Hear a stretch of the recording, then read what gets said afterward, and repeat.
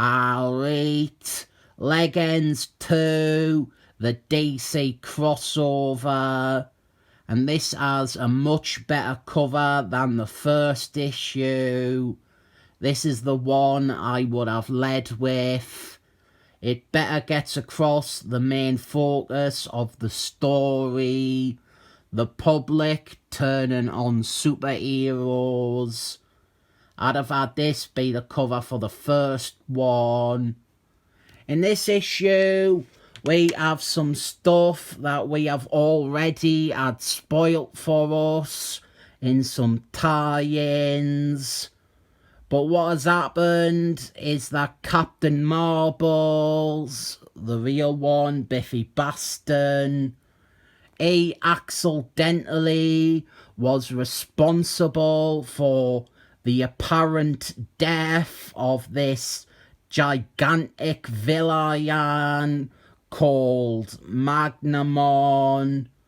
And this is one of many things that are inciting negative reactions from the public towards all the superheroes. Another is Godfrey Jones. He is actually one of Darkseid's servants who has come to Earth to spread fear and hatred of superheroes. Biffy Baston, he has been affected by all this because he is only a wee little nipper. He is a little kid, and he isn't quite able to grasp or come to terms with the fact that he has killed Magnamon. He swears off ever becoming Captain Marbles, the real one, ever again. This is one of the main plot lines for this story, and it is a bit frustrating because Biffy Baston is written like he is a 5-year-old kid when it comes to how his mind works. Can we all agree Biffy Baston, he is meant to be more than 5 years old? Darkseid does what he does for the whole crossover, which is he watches things happening on Earth and laughs about it. But now he is joined by Pantsless Stranger, who has come to observe and be cryptic and debate with Darkseid. After this, we have the stuff with Brimstone that the Firelord and Electron tie-ins ruined. I followed the official reading order, and I have to say that Firelord 55 is clearly meant to be read after this, whereas Electron's tie-in is unworkable. This contradicts what we saw in that. It is a badly managed crossover. Brimstone smashes a building on top of the heroes, which we saw in Firelord. But the continuity is bad, and Firelord is also shown being trapped underneath it, when in his comic, he was the only one who wasn't caught in the collapse.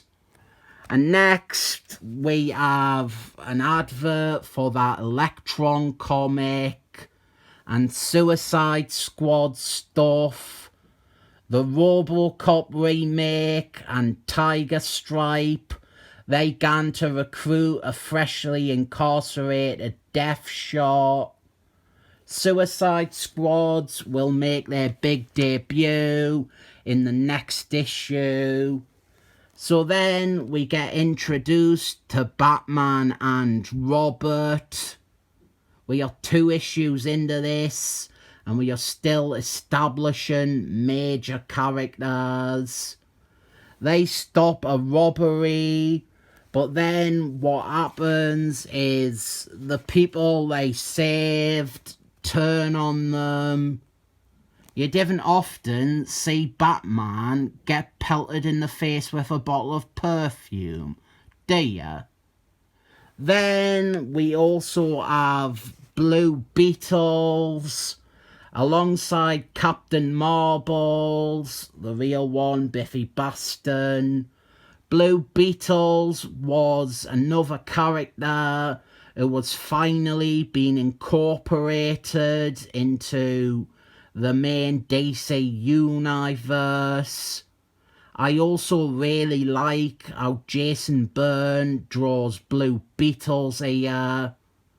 He doesn't really draw much outside of this mini-series, but he looks great in this. Meanwhile, we have Green Lanterns, the Gary Gardner version. He was a relatively new prospect too. He had only just been reintroduced and revamped during Christmas on Infinite Earths. And these scenes are all showing the same thing.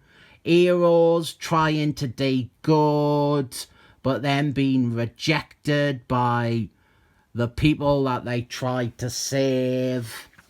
And here is the bit that makes the Electron tie-in impossible to square with the main series. In that, we saw him walking away from the fight with Brimstone, but now it turns out he got knocked out and he had to be brought to Tiny Titan's tower to recover. It is 1986 and Batman The Black Knight Returns came out earlier in the year. So here is Superman with Ronald Reagan. Our ending cliffhanger is seeing a battered Robert who has been beaten badly by an angry mob. Leg Ends is such an odd one to look at because there is very little story in there. There is an idea, but there's not really a story around it. It is a bunch of set pieces around an idea. We have stuff like Suicide Squads, and those bits are interesting. But then we have these rather repetitive scenes where the only real difference is which character is involved. It's not bad. It has a great creative team.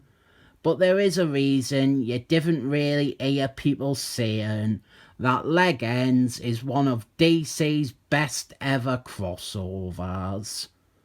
I'll rate it some thumbs up of the 7 variety.